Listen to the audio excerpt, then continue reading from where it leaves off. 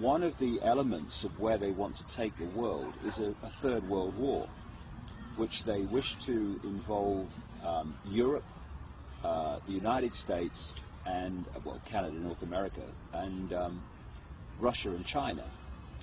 I was told by insiders in the 1990s in America that the plan was to lead to a conflict involving China.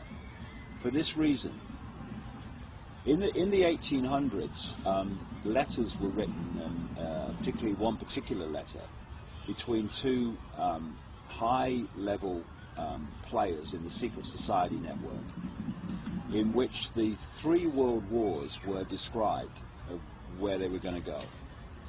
And this letter included the detail of countries that would be involved and how it would be started.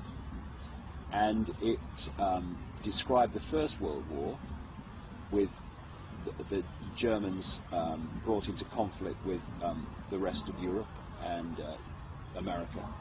It described the Second World War in the same terms and said it would lead to a Jewish state in Israel. And the Third World War would be triggered out of the Middle East, involving Israel as the trigger, and would bring about the final global conflict, which would lead to them being able to offer the solution to stop this ever happening again, which would be a world government and a single world army. And the idea of that is to say, if we have a single world army and we bring an end to national armies, then we can't ever again have a war. What they won't tell you is those that have manipulated the war will be the same people that offer the solution to the war, which is exactly the structure of control that they want. And I feel very strongly that Georgia, I'm not saying this war's going to happen tomorrow, but Georgia was a move on the chessboard in this direction. And I'll tell you a story that happened to me in England which relates to this. And it seems, you know, quite a minor story until it starts to play out. Last March 2008, I received a letter from a man in England who is what we call there, or called there, a traffic warden. And his job, they walk along the streets in a uniform, and they give out tickets to cars for illegal parking or whatever. You know, not many people like them for that reason, but they just do that job. This traffic warden, he'd been a traffic warden for nearly 20 years. He wrote to me because he read my books, and he said, look, there's something I don't understand, and there's something that's really bewildering me. He said, I've been called in by my boss, and like my colleagues, he said, I've been given 3 cards, authorization cards. He said, one of the cards is to give me authorization to be a traffic warden. Okay. But the second card was what they call in Britain a pace card, and that carries the words that policemen have to say by law when they're arresting somebody. And the third card was the authorization of this man and his colleagues, traffic wardens, to go into private property without permission. So this man, who's a nice guy, he said to his boss, why do I need the statement you make to arrest people if you're a policeman, and why do I need an authorization to go into private property? And his boss said, look, I've been told to give them out, take them home, leave them until further notice. A few days later, him and a few other traffic wardens are outside the police station in this county, this town. And a policeman came out that this traffic warden had known a long time, I hadn't seen for a while. And the policeman came over and made the small talk, and then he pulled his friend aside. He said, I want to talk to you. And he said to him 4 or 5 times in this conversation, you must not breathe a word about this. He said, I've got the job, he said, in this county, and there's someone like me in every other county of the United Kingdom, policeman, whose job it is to organize in preparation for a coming war.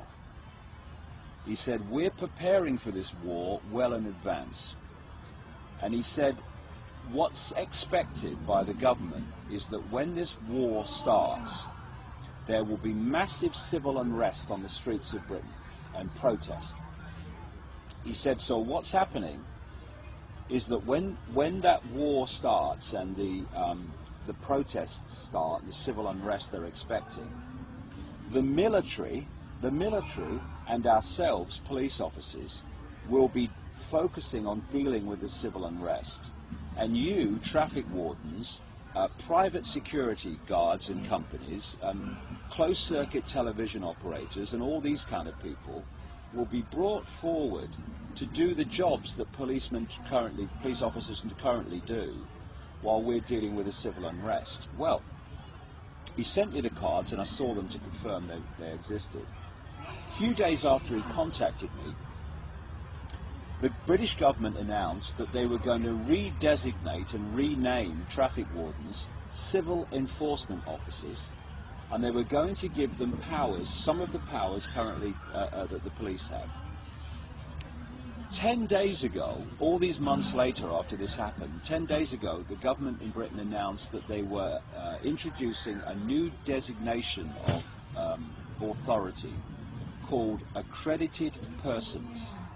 And these were security guards, private security firms, CCTV operators, etc., who were going to be given accredited person status and given powers that are currently the powers of the police. Now,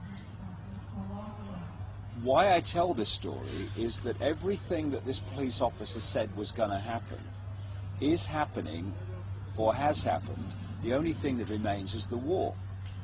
And that fits with all these other different pieces of information that suggests that a major conflict is being orchestrated, which is designed to change the face of society. Because there's nothing that changes society faster than a war. And this has been going on way back. One of the examples that I put in my books is the First World War in relation to America. In the 1950s, there was an investigation by a congressional committee called the Reese Committee into what are known in America as tax-exempt foundations. These are organizations funded by the Rockefellers and the major elite families, who then pass the money out in apparently charitable ways, but it's nothing to do with charity. It's to do with funding this agenda while appearing not to be. And one of these organizations that they investigated, and there was a guy called Norman Dodds who was the main investigator, was an organization which is still going in America called the Carnegie Endowment for International Peace. What these investigators found was that this endowment for international peace was manipulating war. And they found minutes of meetings of this organization from the period in the early part of the 20th century in which they were having meetings and discussions and saying, we need to change the face of American society and society in general. What's the most effective way of doing that? Well, it's a war. So we need to get America involved in a war. And Woodrow Wilson was the president of America at the time, and it's actually in the minutes of this organization that they sent messages to Woodrow Wilson telling him not only he must get involved in this war in Europe, but that he must stay in it for as long as it takes for American society to change in a way that's never going to change back again. And if you look at the world after a war, it's never the same as it was before, especially world wars. And they want this Third World War to change the face of global society to the point where they can introduce this centralized global structure. As they used to say in the 1960s with the Vietnam War, what would happen if we had a war and no one turned up? There'd be no war. What these people do is they declare wars and they get the rest of us to fight them. What we've got to do is stop fighting them and stop falling for this scam.